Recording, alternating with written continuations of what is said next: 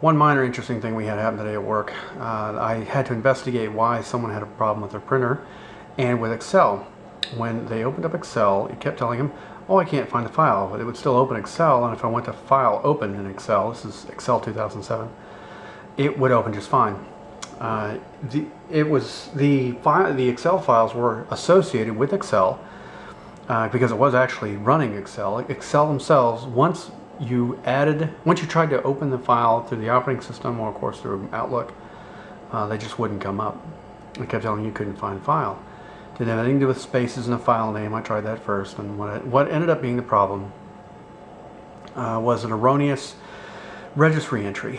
I googled it and found a fix it for me entry on Microsoft's webpage somewhere, and it worked, but it didn't really please me that much because when I went to the printer, I started playing with it, trying to figure out what was going on, and what I ended up having to do was basically you remove the printer and you reinstall it, and it redoes all the settings for the registry and that sort of thing.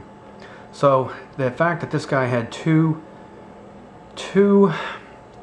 problems that are probably both have to do with bad entries in the registry leads me to worry there might be more bad entries in the registry, and if he has a couple of bad entries, he might have a lot of bad entries. So I told him to keep an eye on the computer and let me know if anything really weird starts happening, because we may have to reinstall that OS. But I mean, what are you supposed to do? Once the Windows registry gets out of whack, it's gone. I mean, there's not really much you can do to recover things.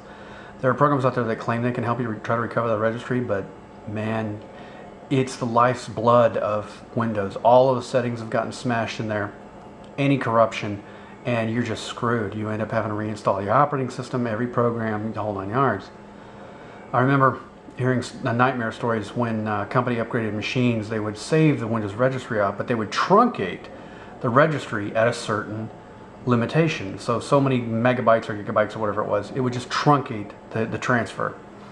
So if you were someone who installed a bunch of software, like an IT person or a developer, and you installed a whole bunch of software and had tons of settings, tons of information in your registry, you were screwed. You could not upgrade with their upgrade mechanism. You had to reinstall your operating system.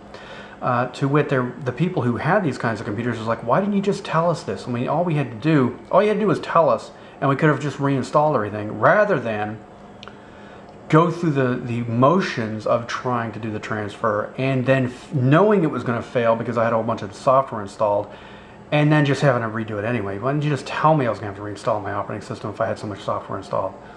But anyway, the Windows registry is really just a big database full of all of the Windows settings, and I mean all of them.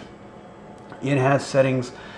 It's not just settings, it's information that allows the computer to know what to do. Its programs are written nowadays with just every kind of possibility crammed into them to try to cover as many different pieces of hardware, as many different situations as they can. And the Windows registry is where all of this is kept. It's like a person's memory. When someone has a stroke, they might forget. They might remember who they are, they might remember how to speak properly, but they might not remember what a fork is for. They might see a fork and like, well, what's this?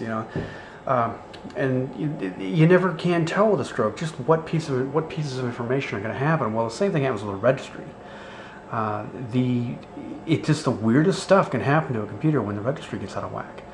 And the problem is, Linux is heading right that direction. It's heading in the same direction as Windows did, and just have a giant database with everything in it, and anything goes wrong with that database and you're screwed. And like I said, Linux is heading the same way.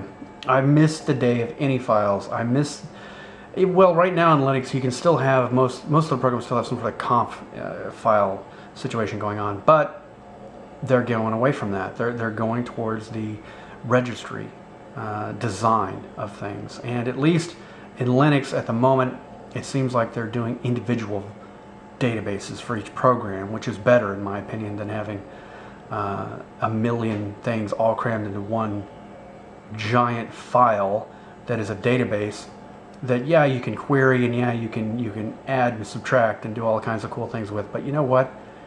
It can get out of sync, and one thing gets out of sync and it can domino very easily and very quickly to just everything going to crap. And It's the way Linux is going. It really upsets me. Oh well, what are you going to do? You learn how to use it, you learn how to fix it, you move on.